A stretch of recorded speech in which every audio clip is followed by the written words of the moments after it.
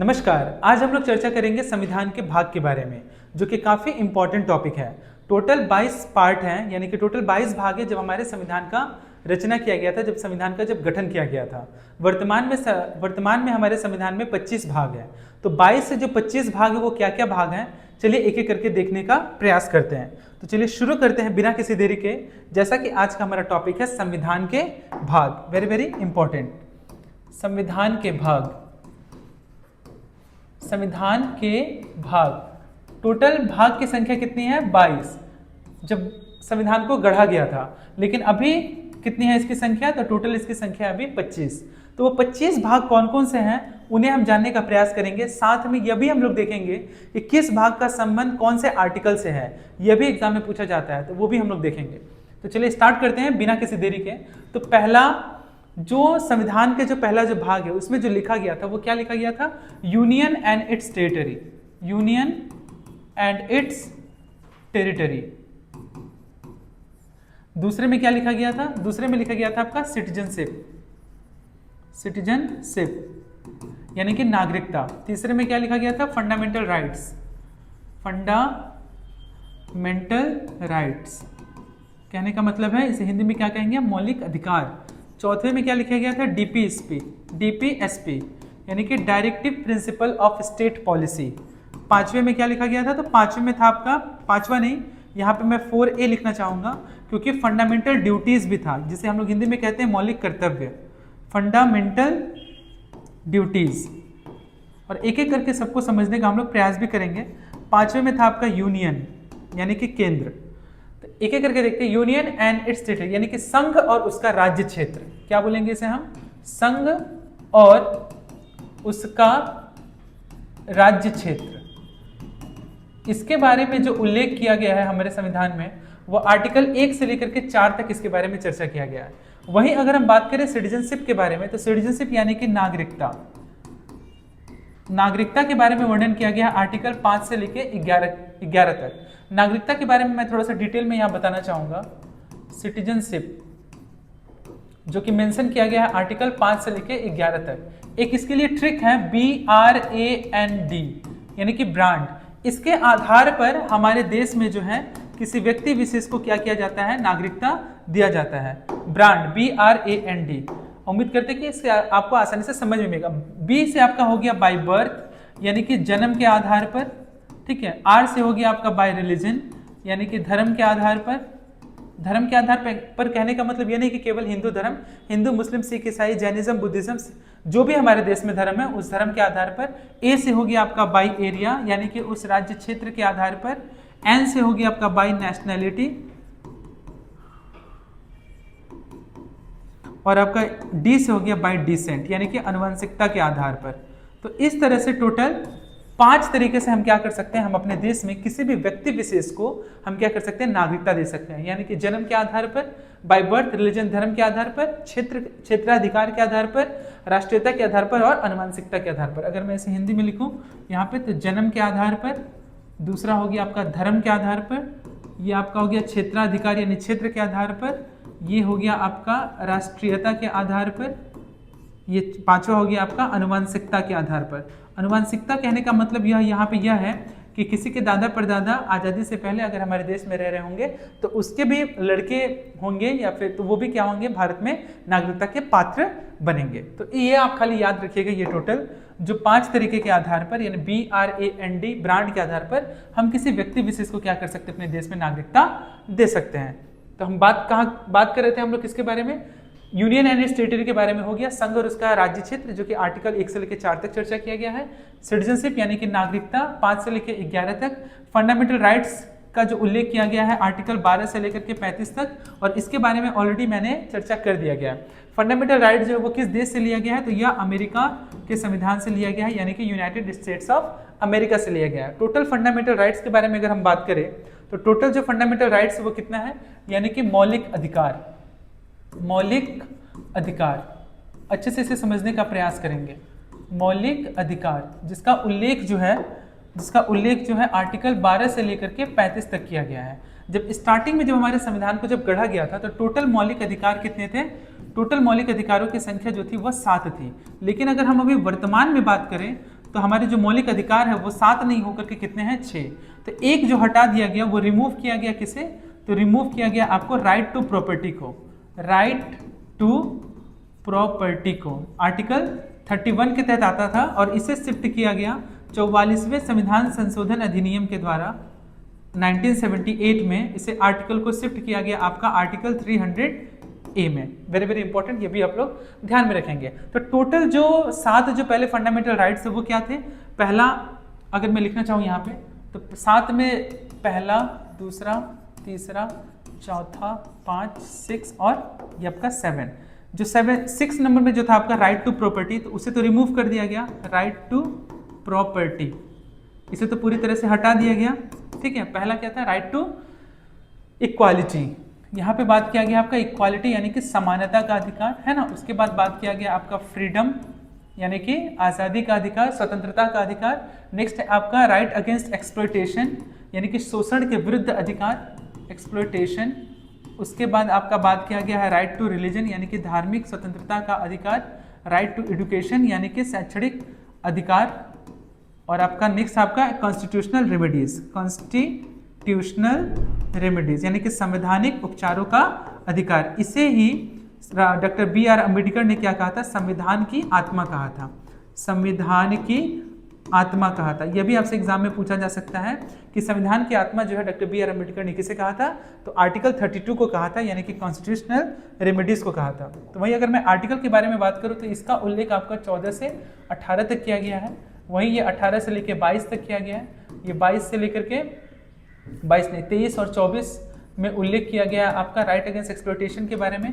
25 से 28 आपका हो गया, 14 से 18 समानता का अधिकार, स्वतंत्रता का अधिकार, 18 से 19 से 22, 19 से 22, 23 से 24 देखिए 22 के बाद 23 पे शुरू हुआ है, ठीक है ना। 25 से 28 बात किया गया रिलीजन के बारे में, एजुकेशनल राइट बात किया गया 29 और 30 के बारे में। राइट टू प्रॉपर्टी जो था वो आर्टिकल 31 था जिसे पूरी तरह से रिमूव कर दिया गया। और वहीं बात करें कॉन्स्टिट्यूशनल रेमेडीज के बारे में तो इसका उल्लेख आर्टिकल 32 में किया गया। तो इस तरह से हमारे देश में भी वर्तमान में टोटल कितने फंडामेंटल राइट्स हैं, तो फंडामेंटल राइट्स की संख्या कितनी है, टोटल 6। पहले कितने थे, 7। और किस संविधान से लिया गया है, ये भी आपसे एग्जाम में पूछा जाएगा, तो यह अमेरिका के संविधान से लिया गया है। साथ ही मैं पार्ट्स को एक्सप्लेन भी करते जा रहा हूं ताकि आपको अच्छे से समझ में आ जाए, किसी प्रकार का कोई डाउट नहीं हो। तो हम लोग कहाँ थे, फंडामेंटल राइट्स। नेक्स्ट है आपका डीपीएसपी, इसका उल्लेख किया गया आर्टिकल 36 से लेकर के 51 तक। वेरी वेरी इंपॉर्टेंट, एग्जाम में लगभग ये क्वेश्चन पूछा जाता है कि डीपीएसपी जो है हमारे किस देश से लिया गया है, तो ये आयरिश कॉन्स्टिट्यूशन से लिया गया है यानी कि आयरलैंड से लिया गया है। किस देश से लिया गया है, आयरलैंड के संविधान से इसे हमारे देश में लिया गया है। लेकिन एक बार एग्जाम में ये भी पूछा था कि आयरलैंड जो है डीपीएसपी किस देश से लिया था, तो उसका आंसर आपका हो जाएगा स्पेन से। वापस से समझिएगा, डीपीएसपी यानी कि directive principle of state policy, राज्य के नीति निर्देशक तत्व, जिसमें राज्यों के बारे में लिखा गया आर्टिकल 36 से लेकर 51 तक। यह किस देश के संविधान से लिया गया है, तो यह आयरिश कॉन्स्टिट्यूशन से लिया गया है, आयरिश कॉन्स्टिट्यूशन से लिया गया है। कहने का मतलब यह है कि यह आयरलैंड के संविधान से लिया गया है। लेकिन एग्जाम में पूछा था एक बार कि आयरलैंड ने जो डीपीएसपी वो किस देश से लिया है, तो उसका आंसर आपका हो जाएगा स्पेन से लिया है। क्लियर है, उम्मीद करते हैं कि ये आपको क्लियर हुआ होगा। नेक्स्ट आपका fundamental duties, very very important. Fundamental duties जो है वो किस देश से लिया गया है, तो फंडामेंटल ड्यूटीज जो है वो लिया गया है यूएसएसआर से। ठीक है, ये भी आप ध्यान में रखेंगे। यूनियन सोवियत सोशलिस्ट रिपब्लिक, जो कि वर्तमान में भी किस देश के नाम से है, अभी है वर्तमान में रशिया के नाम से। तो टोटल फंडामेंटल ड्यूटीज की जो संख्या थी, इसके बारे में भी थोड़ा सा जान लेते हैं। फंडामेंटल ड्यूटीज, फंडामेंटल ड्यूटीज को अगर हम देखें तो फंडामेंटल ड्यूटीज का जो उल्लेख है वो किस आर्टिकल में किया गया, तो आर्टिकल 51A में किया गया है। समझते हैं हम लोग फंडामेंटल ड्यूटीज को, जिसका उल्लेख किया गया है आपका आर्टिकल 51A में। और ये किस देश के संविधान से लिया गया है, तो ये लिया गया आपका यूएसएसआर से, यानी कि यूनियन सोवियत सोशलिस्ट रिपब्लिक, जो कि अभी वर्तमान में क्या है, वर्तमान में अभी रशिया के नाम से। स्टार्टिंग में जो जब ये आपसे क्वेश्चन पूछा जाएगा कि जब हमारे संविधान का जब गठन जब पूरी तरह से कंप्लीट हो गया था 26 नवंबर 1949 को, और इसे जब लागू किया गया था यानी कि अंगीकृत किया गया था 26 जनवरी 1950 को, तो तब हमारे देश में फंडामेंटल ड्यूटीज की संख्या कितनी थी, तो उस समय हमारे देश में फंडामेंटल ड्यूटीज की जो संख्या थी वह थी 0। यह भी आप ध्यान में रखेंगे, यानी कि एक भी फंडामेंटल ड्यूटीज नहीं थे। सरदार स्वर्ण सिंह कमेटी आती है, सरदार स्वर्ण सिंह कमेटी के सिफारिश पे हमारे देश में जो फंडामेंटल ड्यूटीज है उसको क्या किया जाता है, ऐड किया जाता है, जिसकी संख्या कितनी होती है, 10 होती है। ये 42वें संविधान संशोधन अधिनियम, ये भी आप ध्यान में रखिएगा। 42nd अमेंडमेंट 1976 1976 में क्या किया जाता है, फंडामेंटल ड्यूटीज को हमारे संविधान में रखा जाता है।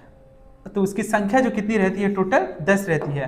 तो ये सवाल उठता है कि 10 तो है रहती है, लेकिन वर्तमान में इसकी जो संख्या है वो कितनी है, तो वर्तमान में इसकी संख्या जो वो टोटल 11 है। यानी कि 10 प्लस जो 1 हुआ, वो 1 जो हुआ वो कौन से संविधान संशोधन अधिनियम, तो 86 अमेंडमेंट 2002 के तहत उसे ऐड किया गया शिक्षा के अधिकार को। यानी कि 6 से 14 वर्ष के कम उम्र के 6 से 14 वर्ष तक जो बच्चे होंगे उन्हें हमारे देश में फ्री एंड कंपलसरी एजुकेशन दिया जाएगा। और इसी में एक आर्टिकल भी ऐड किया गया, जिस आर्टिकल का नाम था आपका article 21A। Article 21A, article 21 का संबंध राइट टू लिबर्टी से है, यानी कि आज़ादी से है, स्वच्छंदता से है। और आर्टिकल 21 का उल्लेख जो है वो किससे है, शिक्षा से है। तो ये भी आप ध्यान में रखेंगे। तो इस तरह से फंडामेंटल ड्यूटीज जो है हमारा वो 10 से कितना हो गया, 11 हो गया। वर्तमान में इसकी संख्या कितनी है, तो वर्तमान में इसकी संख्या टोटल 11 है। तो उम्मीद करते हैं कि फंडामेंटल ड्यूटीज तक आपको अच्छे से समझ में आया होगा विथ आर्टिकल। वहीं अगर हम बात करें यूनियन यानी कि केंद्र में, तो केंद्र इसका उल्लेख किया गया आर्टिकल 52 से लेकर के 151 तक। यह भी आप ध्यान में रखेंगे। तो इस तरह से टोटल हमारा 5 पार्ट है वो कंप्लीट होता है। पहला यूनियन एंड टेरिटरी यानी कि संघ और उसका राज्य क्षेत्र। दूसरा अगर हम बात करें तो सिटीजनशिप यानी कि नागरिकता। तीसरा फंडामेंटल राइट्स यानी मौलिक अधिकार। चौथा डीपीएसपी यानी directive principle of state policy, राज्य के नीति निर्देशक तत्व। अगर वहीं हम 4A के बारे में बात करें तो फंडामेंटल ड्यूटीज, जिसका उल्लेख आर्टिकल 51 में A में किया गया है। और वहीं यूनियन के बारे में उल्लेख किया गया है आर्टिकल 52 से लेकर 151 तक। अब हम लोग बात करते हैं, टोटल 5 हो गए, अब हम लोग आगे देखते हैं। नेक्स्ट है आपका 6, 7, 8, 9, 9A, 9B और आपका 10। तो समझने का प्रयास करते हैं। 6 में बात किया गया है आपका स्टेट के बारे में, यानी कि राज्य क्षेत्र के बारे में बात किया गया है आर्टिकल आपका 6 में। 7 को क्या किया गया, पूरी तरह से निरस्त कर दिया गया, यानी कि रिमूव कर दिया गया है। 8 में बात किया है आपका यूटी के बारे में, यानी कि यूनियन टेरिटरीज के बारे में। वर्तमान में इसकी संख्या कितनी है, तो वर्तमान में इसकी संख्या टोटल 8 है। 9 में बात किया गया आपका ग्राम पंचायत के बारे में, वेरी वेरी इंपॉर्टेंट, ग्राम पंचायत के बारे में आपका बात किया गया। 9A में बात किया गया है म्युनिसिपल कॉर्पोरेशन यानी कि नगर निगम के बारे में बात किया गया है आपका 9A में। उसके बाद अगर हम बात करें 9B में बात किया गया कोऑपरेटिव सोसाइटी यानी कि सहकारी समिति, जिसके वर्तमान में जो अध्यक्ष है वो अमित शाह है। कोऑपरेटिव सोसाइटी, इसका उल्लेख जो है आपका किया गया है पार्ट 9B में, वेरी वेरी इंपॉर्टेंट, थोड़ा सा ध्यान दीजिएगा। और 10 में बात किया गया है आपका SC एंड ST के बारे में।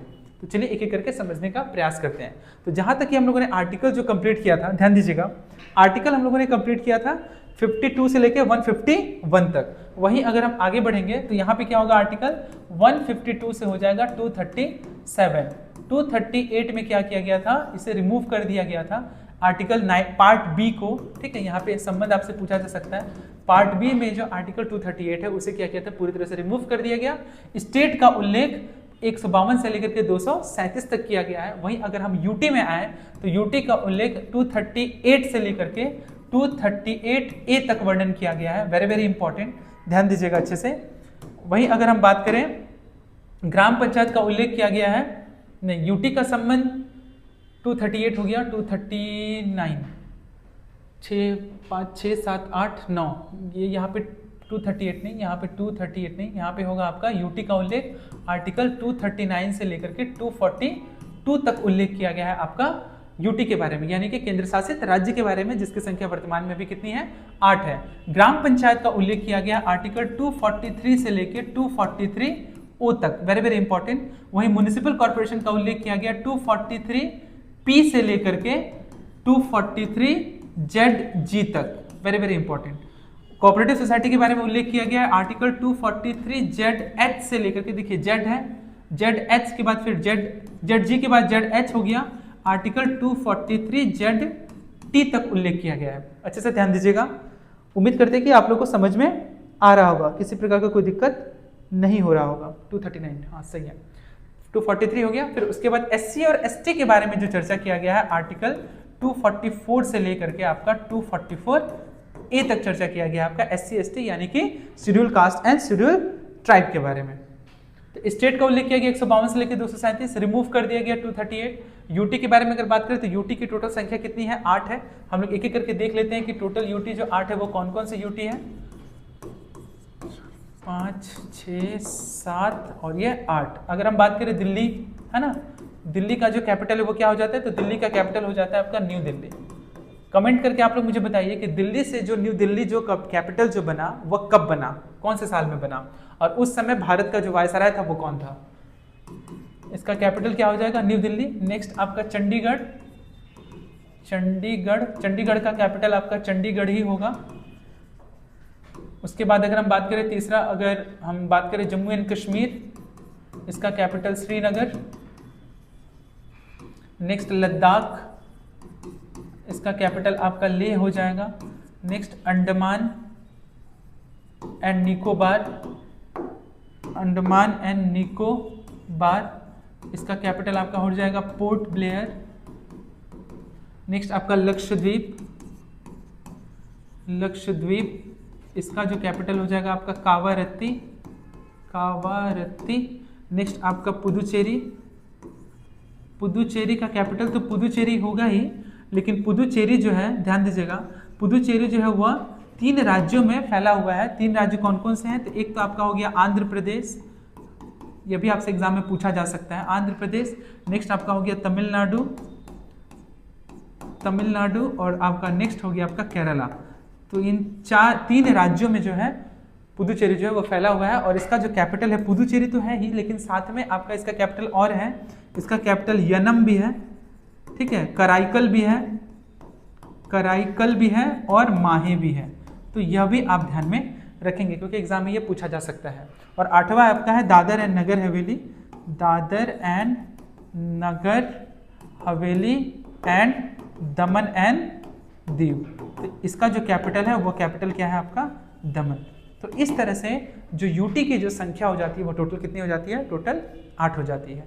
तो उम्मीद करते हैं कि ये भी पोर्शन आपका अच्छे से क्लियर हुआ होगा। हम बात कर रहे हैं अभी किसके बारे में, यूटी के बारे में। यूटी के बारे में हम उसके बाद आ जाते हैं ग्राम पंचायत के बारे में, 243 से लेकर के 243O तक।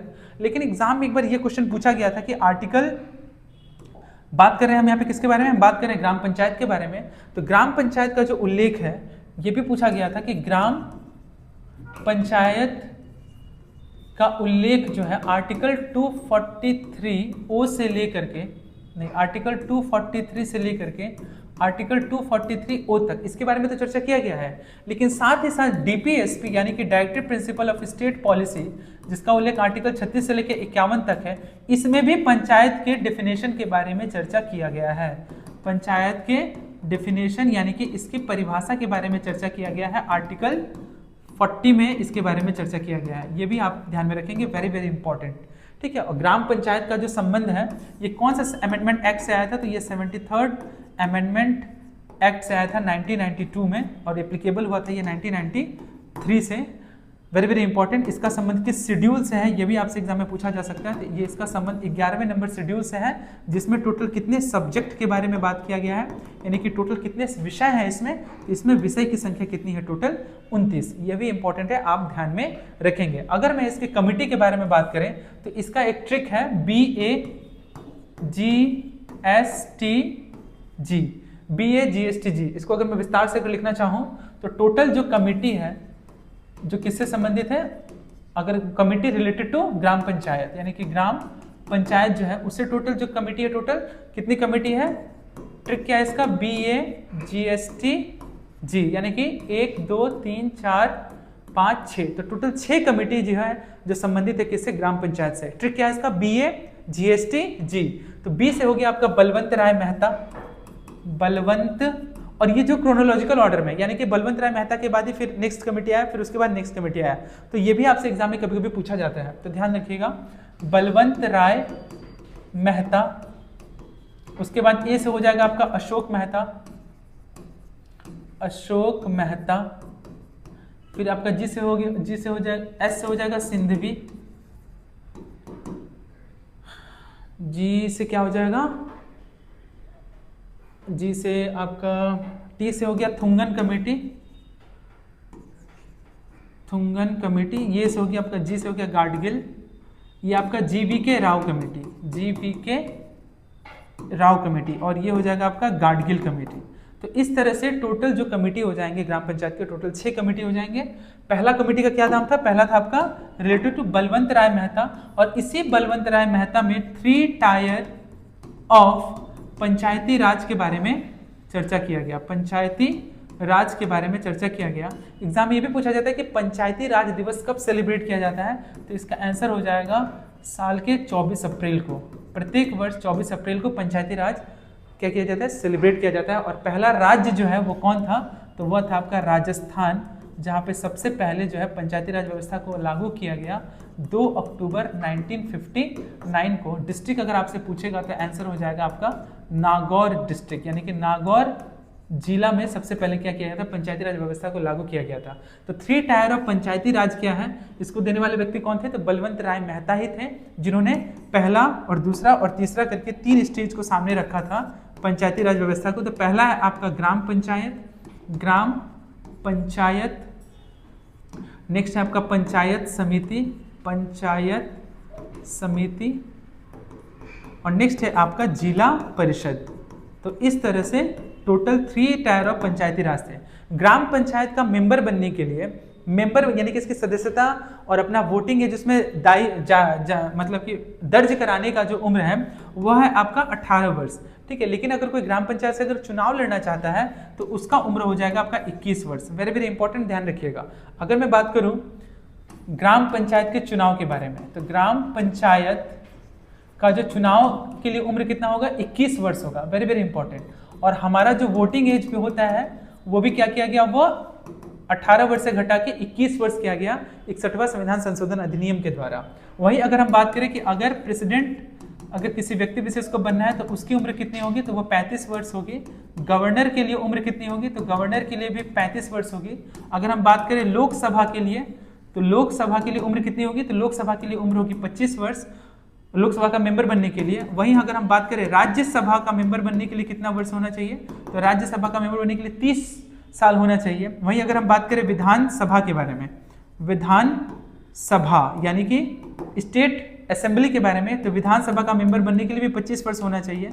वहीं अगर हम बात करें विधान परिषद का मेंबर बनने के लिए, तो इसका भी उम्र कितना होना चाहिए? टोटल 30 वर्ष होना चाहिए।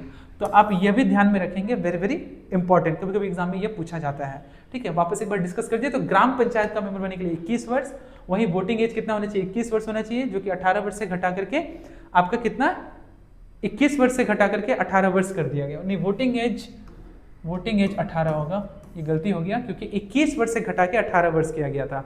ग्राम पंचायत का मेंबर बनने के लिए 18 वर्ष होना चाहिए, लेकिन अगर चुनाव लड़ना है तो उसकी उम्र कितनी होनी चाहिए? 21 वर्ष होनी चाहिए। राष्ट्रपति का 35 वर्ष, गवर्नर भी 35 वर्ष, लोकसभा 25, राज्यसभा 30, विधानसभा 25 और विधान परिषद 30।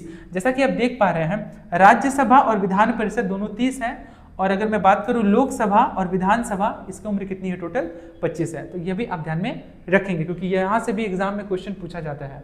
तो उम्मीद करते हैं कि पंचायत समिति से जो रिलेटेड जितने भी तथ्य थे वो आपको अच्छे से क्लियर हो गया होगा। आगे बात करते हैं हम लोग। ग्राम पंचायत हो गया। ग्राम पंचायत के बाद नेक्स्ट क्या आपका? म्युनिसिपल कॉर्पोरेशन, जिसे क्या कहते हैं हम लोग? नगर निगम। Very very important. अगर हम नगर निगम के बारे में बात करें, यानी कि म्युनिसिपल कॉर्पोरेशन, नगर निगम, जिसका उल्लेख कितना से कितना तक किया गया? आर्टिकल 243 पी से लेकर के आर्टिकल 243 जेड जी तक इसके बारे में चर्चा किया गया है, नगर निगम के बारे में। वेरी वेरी इंपॉर्टेंट, ठीक है। अगर हम बात करें कि नगर निगम और स्टेट गवर्नमेंट जो है वो इलेक्शन कमीशन जो है वह ग्राम पंचायत और म्युनिसिपल कॉर्पोरेशन के इलेक्शन में किसी प्रकार का कोई भाग नहीं लेती है। तो यह दायित्व किसको दिया गया है? तो यह दायित्व दिया गया है स्टेट गवर्नमेंट को आर्टिकल 243 के तहत। यह दायित्व दी गई है कि वो क्या करेगी? इलेक्शन करवाएगी, राज्यों में इलेक्शन करवाएगी म्युनिसिपल कॉर्पोरेशन का और साथ ही साथ ग्राम पंचायतों का। वहीं अगर हम बात करें फाइनेंस से रिलेटेड, तो फाइनेंस से रिलेटेड के बारे में चर्चा किया गया है स्टेट गवर्नमेंट में, जो कि आपका संबंधित किससे है? या तो ये संबंधित है आपका नगर निगम और ग्राम पंचायत की फाइनेंस से। तो जो एक क्वेश्चन ये भी एग्जाम में पूछा गया था कि ग्राम पंचायत जो है वह मतलब कि उसका जो अनुदान है वो कहाँ से आता है, तो वो सरकारी फंड से आता है, यानी कि सरकारी डोनेशन से आता है। उससे वो अपना क्या करता है, किसी भी ग्राम पंचायत या फिर पंचायत समिति का हो या फिर ग्राम पंचायत हो या फिर जिला परिषद हो, उसको क्या करता है, वो अपने हिसाब से रेगुलेट करता है। तो इसका संबंध किससे हो जाएगा, आपका फाइनेंस से हो जाएगा। ये भी आप ध्यान में रखेंगे, ये भी पूछा जाता है। नगर निगम का बारे में अगर हम बात करें तो 73rd अमेंडमेंट का संबंध किससे था, तो उसका संबंध आपका ग्राम पंचायत से था। वहीं अगर हम बात करें 74th अमेंडमेंट, तो 74th अमेंडमेंट बिल जो आया था, अमेंडमेंट एक्ट आया था 1992, जो एप्लीकेबल हुआ 1993 से, इसमें शेड्यूल 12 को रखा गया है, जिसमें टोटल सब्जेक्ट कितने थे, अगर मैं बात करूं किसका, ग्राम नगर निगम का, तो टोटल इसमें सब्जेक्ट रखे गए थे, टोटल कितने, उसमें 29 था, इसमें 18 था।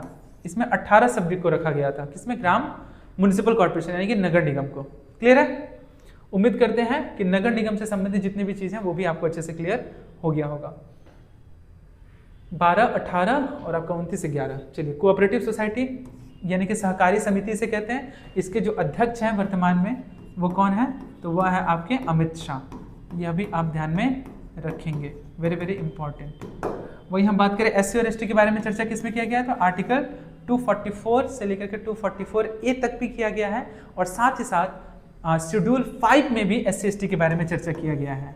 शेड्यूल 5 में भी इसके बारे में चर्चा किया गया है। एक क्लास में शेड्यूल का भी ले लूंगा, जिसमें पूरे शेड्यूल को मैं अच्छे से समझा दूंगा और बता दूंगा। तो इस तरह से हमारा टोटल कितने पार्ट हो गए, तो टोटल 10 पार्ट कंप्लीट हुए आर्टिकल 244A तक। अब हम लोग आगे बढ़ते हैं 10 के बाद 11वें नंबर पे।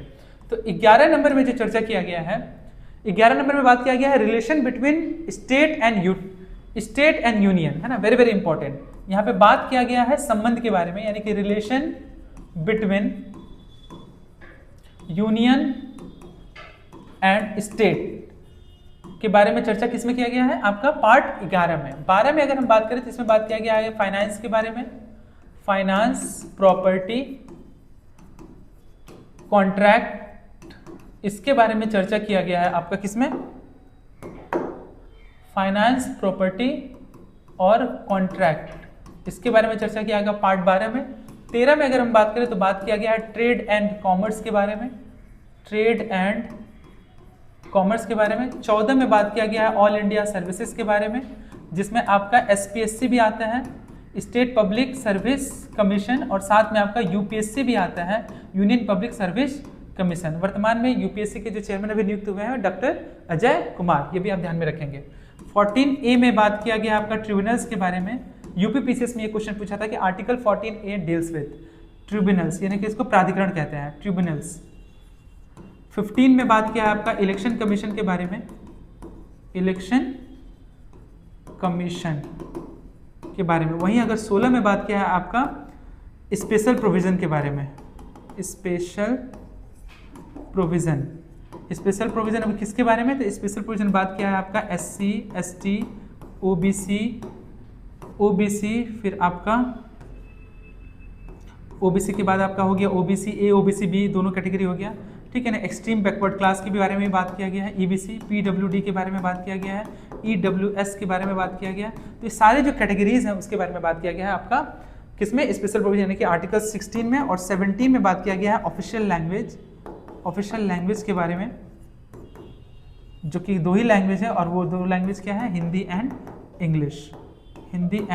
हमारे संविधान सभा को जब गठन, कितनी ताज्जुब की बात है कि जब हमारे संविधान को जब लिखा गया था तो वो इंग्लिश में लिखा गया था, लेकिन उसको 22वें भाषा में इंग्लिश को जगह नहीं दिया गया। ठीक है, तो आगे पढ़ते हैं और समझने का प्रयास करते हैं। तो relation between union and states, यहाँ पे हम चूंकि देख रहे थे आर्टिकल 244 से लेकर के 244A तक तो हम लोगों ने चर्चा कर दिया, 244A तक। 244A के बाद हम लोग देखेंगे आर्टिकल 245, यानी कि कहने का मतलब यह है कि आगे देखेंगे आर्टिकल 245 से लेकर के हम बात किसकी करें, तो हम बात करें relation between union and states के बारे में।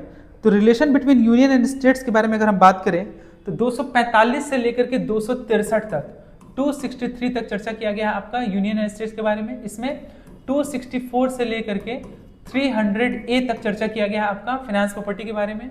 यहाँ बात किया गया है 301 से लेकर 307 तक। सर्विसेज के बारे में बात किया गया है आर्टिकल 308 से लेकर के 323 तक, यहाँ पे बात किया गया आपका 323 ए से लेकर के 323 बी तक चर्चा किया गया आपका ट्रिब्यूनल, जिसे हम क्या कहते हैं, प्राधिकरण कहते हैं। ट्रिब्यूनल्स के बारे में चर्चा किया गया आर्टिकल 323 से लेकर 320 तक। 24 में इलेक्शन कमीशन के बारे में बात किया गया आर्टिकल 324 से लेकर के 329 ए तक, very very important. Special provision के बारे में बात किया गया है आर्टिकल 330 से लेकर के आर्टिकल 342 तक, वेरी वेरी इंपॉर्टेंट। आर्टिकल 330 से लेकर के आर्टिकल 342 तक। वहीं अगर हम ऑफिशियल लैंग्वेज के बारे में अगर बात करें तो ये बात किया गया है आपका आर्टिकल 343 से लेकर के 351 तक।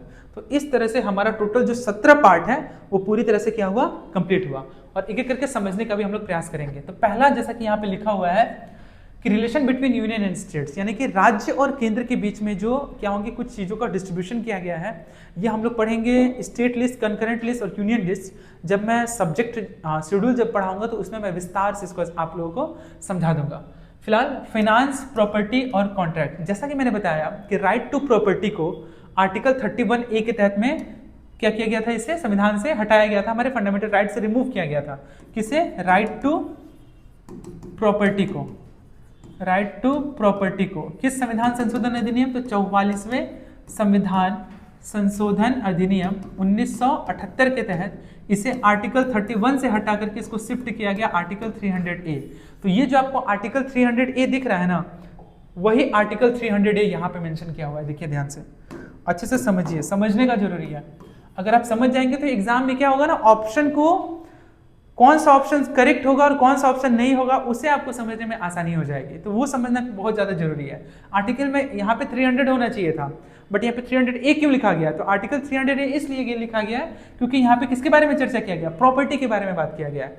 फाइनेंस के बारे में वैसे बताया, फाइनेंस के बारे में किसमें चर्चा किया गया, तो फाइनेंस के बारे में चर्चा किया गया आर्टिकल 280 में। 280 में बात किया गया किसके बारे में, फाइनेंस कमीशन के बारे में। फाइनेंस कमीशन, फाइनेंस कमीशन और फाइनेंस मिनिस्ट्री दोनों अलग अलग चीज है। अभी वर्तमान में हमारे जो फाइनेंस कमिश्नर है वो कौन है, 16वें क्रम के हैं, उनका नाम है अरविंद पनगड़िया। अरविंद पनगड़िया वो व्यक्ति हैं जो हमारे देश के जब नीति आयोग का जब गठन हुआ था 1 जनवरी 2015 को, तो उस समय इसके पहले वाइस चेयरमैन थे और अभी वो 16वें क्रम के हमारे देश के फाइनेंस कमिश्नर बने हैं। 15वें क्रम के कौन थे, तो एन के सिंह, यानी कि नंद किशोर सिंह, वो भी आप ध्यान में रखेंगे। नेक्स्ट आपका trade and commerce. Trade and commerce का उल्लेख आर्टिकल 301 से 307 तक किया गया है। सर्विसेज के बारे में, यानी कि all India services, all India services में आपका स्टेट पब्लिक सर्विस कमीशन भी आएगा, यूपीएससी भी आएगा और कहीं कहीं पे ज्वाइंट पब्लिक सर्विस कमीशन के बारे में भी चर्चा किया गया है। तो जितने भी ऑल इंडिया सर्विसेज हैं उसका उल्लेख कहां से कहां तक किया गया है, तो उसका उल्लेख किया गया है आपका 308 से लेकर के 323 तक, यानी कि आर्टिकल 308 से लेकर 323 तक चर्चा किया गया ऑल इंडिया सर्विसेज। यूपीएससी है ना, यूपीएससी के वर्तमान में जो चेयरमैन है उनका नाम क्या है, इनके वर्तमान में जो चेयरमैन है उनका नाम है doctor Ajay Kumar. Ajay Kumar father of, आप बता सकते हैं कि फादर ऑफ सिविल सर्विसेज कौन थे हमारे देश में, father of civil services, father of civil services बता सकते हैं आप लोग कि क्या थे, फादर ऑफ सिविल सर्विसेज कौन था, बता सकते हैं आप लोग, लॉर्ड कॉर्नवालिस। कौन थे, लॉर्ड कॉर्नवालिस। और इसका जो गठन है, यानी कि इसका जो फॉर्मेशन है वो कब किया गया था, तो ये हमारे देश में पहले इसको आईसीएस बोला जाता था। क्या बोला जाता था, आईसीएस बोला जाता था, इंपीरियल सिविल सर्विसेज बोला जाता था। ठीक है, फिर बाद में इसका नाम चेंज करके क्या किया गया, यूपीएससी किया गया, यानी यूनियन पब्लिक सर्विस कमीशन, जिसे हिंदी में हम लोग कहते हैं संघ लोक सेवा आयोग। इसका जो फॉर्मेशन जो हुआ था, इसका फॉर्मेशन हुआ था वेरी वेरी इंपॉर्टेंट, 1 अक्टूबर 1926 को इसका फॉर्मेशन हुआ था। ध्यान रखिएगा, ठीक है। फादर ऑफ सिविल सर्विसेज किसको कहा जाता है, तो लॉर्ड कॉर्नवालिस को कहा जाता है। लेकिन हम सिविल सर्विस डे जो है वह 1 अक्टूबर को नहीं मनाते हैं, दोनों में अंतर है। ठीक है, सिविल सर्विस डे जो है इसका गठन भले ही 1 अक्टूबर 1926 को हुआ था, लेकिन हम सिविल सर्विस जो डे है वो हम 1 अक्टूबर को नहीं मना के ये हम मनाते हैं 21 अप्रैल को। वेरी वेरी इंपॉर्टेंट, यह भी आप ध्यान में रखेंगे। ठीक है, उम्मीद करते हैं कि ये आपको ये जो टॉपिक है ये भी क्लियर हो गया होगा। तो हम लोग कहाँ थे, हम लोग थे आपका सर्विसेज में, यानी कि 308 से लेकर 323 तक में। ट्रिब्यूनल्स, प्राधिकरण, जिसका उल्लेख आर्टिकल 323 ए से लेकर 323 बी तक किया गया है। Election commission, very very important, election commission का मैंने वीडियो भी अपलोड कर दिया है। इलेक्शन कमीशन के बारे में अगर हम चर्चा करें तो क्या है, तो इलेक्शन कमीशन में very very important, election commission election commission, इसका उल्लेख आर्टिकल 324 में किया गया है इलेक्शन कमीशन का। इसका फॉर्मेशन कब हुआ था? तो इसका फॉर्मेशन हुआ था आपका 25 जनवरी 1950 को। अभी हमारे देश के चीफ इलेक्शन कमिश्नर जो है वो कौन है? तो उनका नाम है Gyanesh Kumar. Very very important, यह भी आप ध्यान में रखेंगे, ज्ञानेश कुमार। और दो अदर जो इलेक्शन कमीशन है उनका नाम क्या है? तो एक का नाम है आपका सुखबीर सिंह संधू, सुखबीर सिंह संधू। वहीं अगर हम बात करें कि और एक का नाम क्या है, तो उनका नाम है विवेक जोशी, विवेक जोशी। यह भी आप ध्यान में रखेंगे, वेरी वेरी इंपॉर्टेंट। आगे बढ़ते हैं। नेक्स्ट क्या है? इलेक्शन कमीशन हो गया। उसके बाद क्या? स्पेशल प्रोविजन यानी कि SC ST OBC EWC यानी कि extreme backward class, PW physical with disabled, EWS यानी economic weaker section, other backward class, schedule tribe, schedule caste, इन सभी चीजों के बारे में चर्चा किया गया है आपका पार्ट 16 में, जिसका उल्लेख आर्टिकल 330 से लेकर 342 तक है। वहीं अगर हम बात करें ऑफिशियल लैंग्वेज जो कि हिंदी और इंग्लिश है, स्टार्टिंग में जब ध्यान दीजिएगा, वेरी वेरी इंपॉर्टेंट ये टॉपिक है आपका ऑफिशियल लैंग्वेज, जिसका उल्लेख कहां से कहां तक किया गया है? 343 से लेकर के 351 तक। कि ऑफिशियल लैंग्वेज का जो उल्लेख है वो कहां से कहां तक किया गया है? तो ऑफिशियल लैंग्वेज का जो उल्लेख किया गया आर्टिकल 343 से लेकर के आर्टिकल 351 तक। लैंग्वेज का उल्लेख हमारे संविधान में शेड्यूल 8 में इसके बारे में चर्चा किया गया है। शेड्यूल 8 में, वर्तमान में शेड्यूल 8 में जो भाषाओं की जो संख्या है वो कितनी है? टोटल 22 है। लेकिन जब रीऑर्गेनाइजेशन जब स्टेट्स हुआ था, जब उससे जब पहला जो स्टेट जो बना था भाषाई आधार पर, जिसका नाम है आपका क्या? आंध्र प्रदेश। और इसी आंध्र प्रदेश से आपका अलग होता है 2 जून 2014 को, और उस स्टेट का क्या नाम रहता है आपका? Telangana. Very very important, Telangana. ठीक है, आंध्र प्रदेश भाषाई आधार पर अलग होने वाला पहला राज्य है जो कि 1956 में रीऑर्गेनाइजेशन स्टेट। इसका संबंध फजल अली कमेटी से है, यह भी आप ध्यान में रखेंगे, यह भी कभी कभी एग्जाम में क्वेश्चन पूछता है। Very very important. उम्मीद करते हैं कि ये भी सारा तथ्य आपको क्लियर हुआ होगा। तो उस समय जो टोटल जो भाषा थी, टोटल जो स्टेट थे वो, उस समय टोटल जो भाषा थी वो कितनी थी? टोटल 14 भाषा थी। बाद में क्या किया गया? उसमें 8 भाषा और ऐड की गई। तो 14 के बाद जो 15वां जो भाषा हुआ, 15 नंबर का क्रम का जो भाषा, उसका नाम क्या था? सिंधी। Very very important. उसके बाद 16, 17, 18 जो भाषा हुआ उसका नाम क्या था?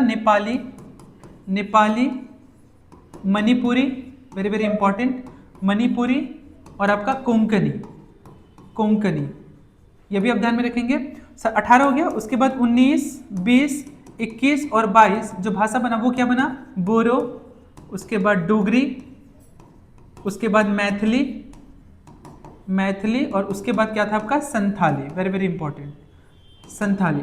यह जो आपका अमेंडमेंट था ये आपका था 21वां संविधान संशोधन अधिनियम, जो कि आपका आया था 1967 में। इसके बारे में अगर हम बात करें तो ये आपका था आपका 71वां संविधान संशोधन अधिनियम 1992, और यह था आपका 92वां संविधान संशोधन अधिनियम 2003। तो यह भी आप ध्यान में रखेंगे, वेरी वेरी इंपॉर्टेंट। ये याद करने का देखिए ट्रिक क्या है, 21वां है ना, तो 21 और 71 को जोड़ेगा तो क्या होगा आपका? 92 होगा, आप भूलिएगा नहीं इससे। और इसको अगर याद करना है तो इसके लिए ट्रिक क्या है आपका? तो ट्रिक है इसका नमक, आप ऐसे याद रख सकते हैं, नमक। ठीक है, नेपाली, मणिपुरी, कोंकणी। जो 15वां जो भाषा था वो कौन था आपका? सिंधी। ये आप याद रखिएगा। ठीक है, एग्जाम में ये भी पूछा जाता है क्या इंग्लिश को हमारे भारतीय संविधान के पार्ट 8 में, शेड्यूल 8 में रखा गया है? तो नहीं। इंग्लिश को रखा गया है? तो इंग्लिश को नहीं रखा गया है। क्या भोजपुरी को हमारे संविधान के 22वें भाषा में रखा गया है? तो इसका भी आंसर हो जाएगा नहीं। क्या राजस्थानी को रखा गया है?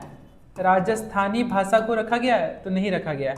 क्या मारवाड़ी भाषा को रखा गया है? तो नहीं रखा गया है। तो ये जो 4 भाषाएं हैं इनको हमारे संविधान के शेड्यूल 8 में भाषा में नहीं रखा गया है। तो उम्मीद करते हैं कि ये जो टॉपिक था आपका ऑफिशियल लैंग्वेज का, जो ये टॉपिक था ये आपको अच्छे से क्लियर हो गया होगा, जिसका संबंध किससे है? पार्ट 17 से है। अब हम लोग आगे बढ़ते हैं और देखने का प्रयास करते हैं पार्ट 18। तो 18 के बारे में बात करेंगे, फिर 19, 20, 21 और फिर 22। ठीक है, 22 तो मैं लिखूंगा, लेकिन वो 25 कैसे हुआ उसके बारे में मैं आपको समझा दूंगा। तो 18 में जो बात किया गया है, 18 में बात किया गया आपका इमरजेंसी के बारे में। 18 में जो बात किया गया है वो बात किया गया है आपका इमरजेंसी के बारे में, इमरजेंसी के बारे में। 19 में क्या है? मिसलेनियस के बारे में चर्चा किया गया है। ठीक है, 20 में बात किया गया आपका अमेंडमेंट यानी कि संशोधन से बात किया गया है, संशोधन के बारे में बात किया गया है।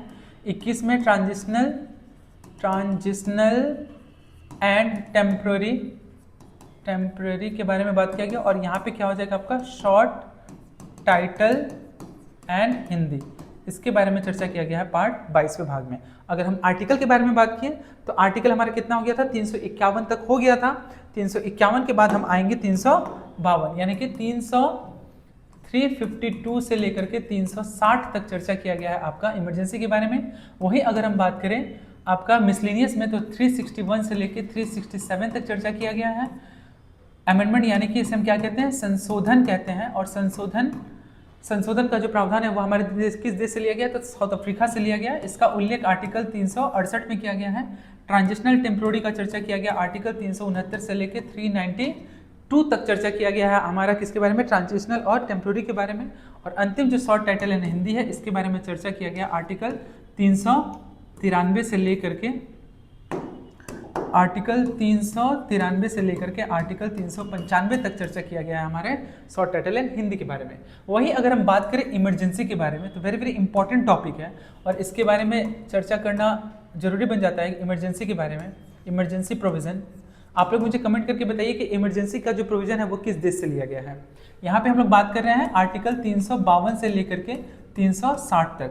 3 तरह की इमरजेंसी के बारे में हमारे देश में चर्चा किया गया है, हमारे संविधान में चर्चा किया गया है। तो पहला है आपका नेशनल इमरजेंसी, यानी कि राष्ट्रीय आपातकाल, नेशनल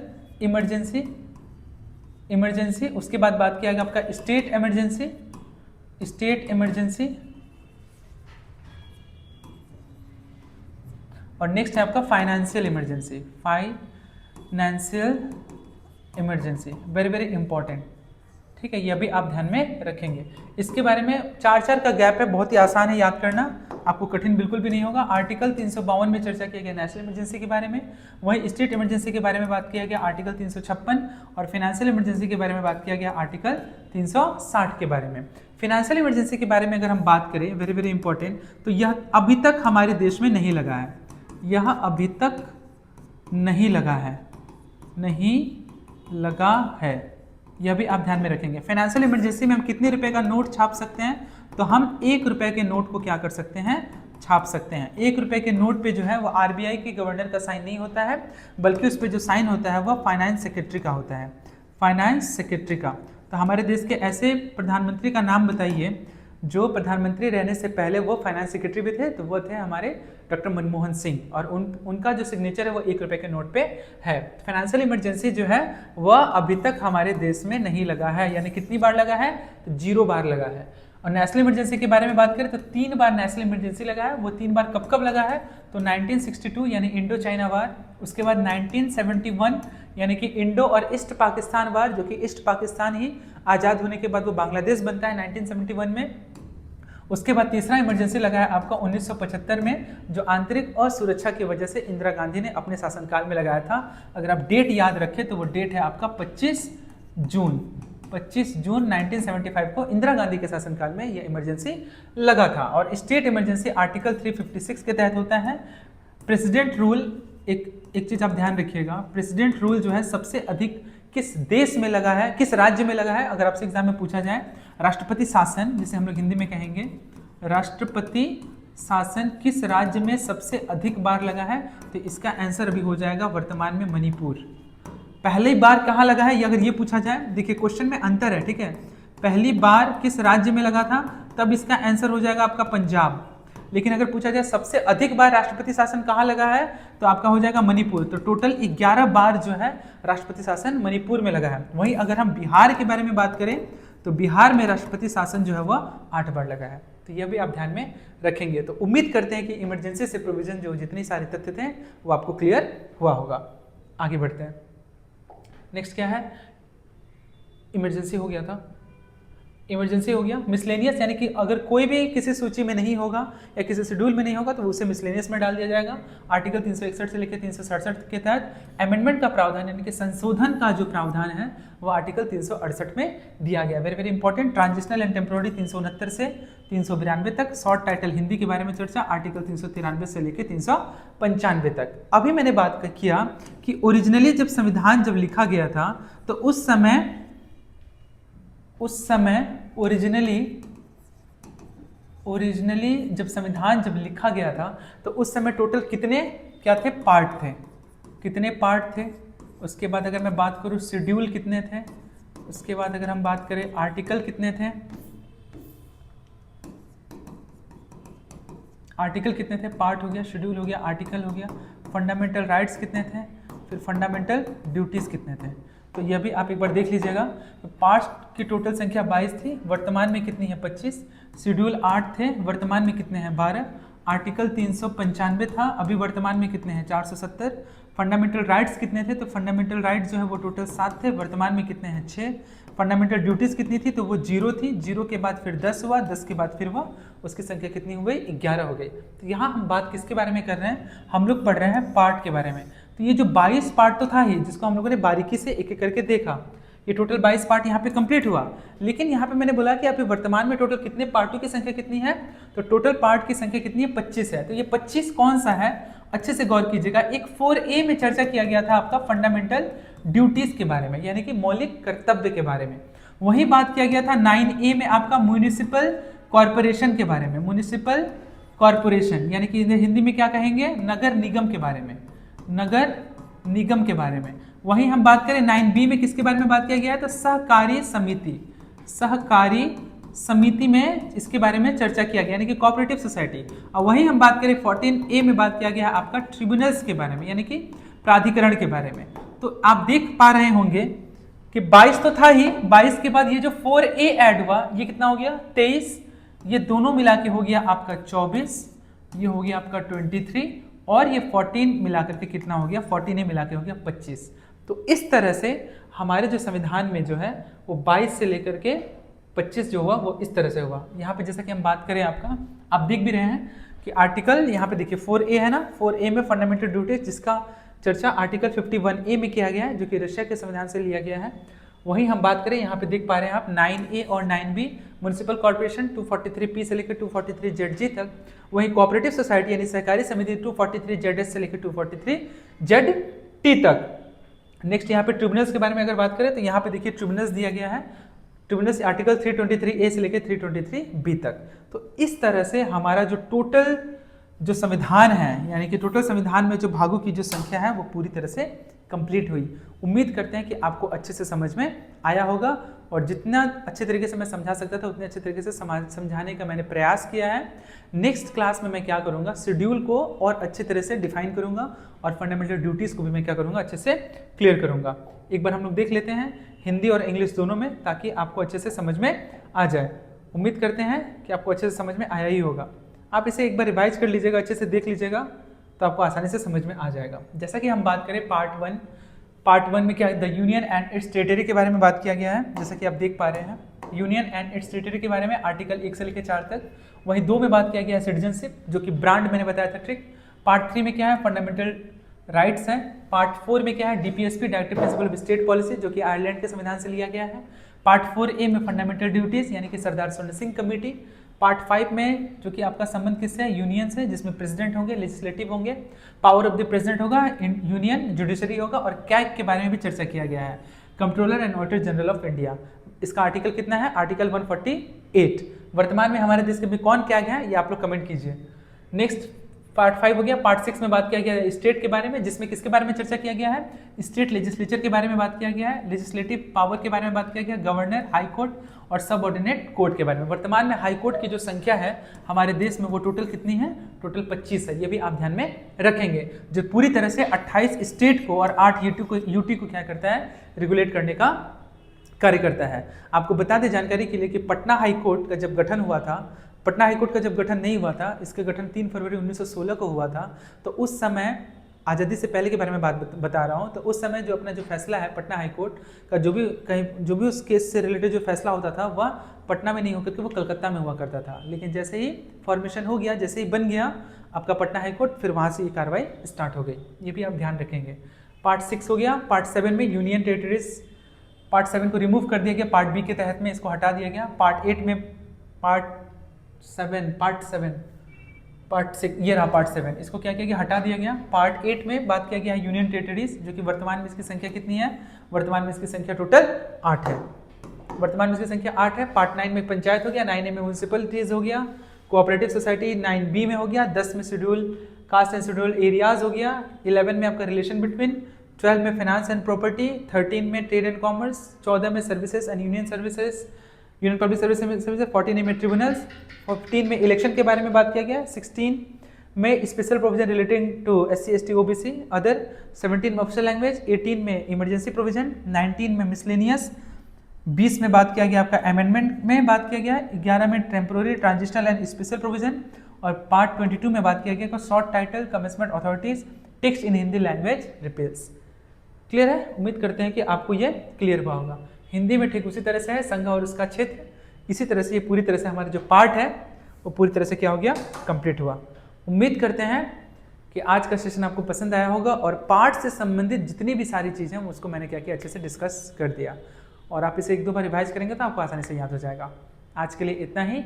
आप सभी का बहुत बहुत धन्यवाद।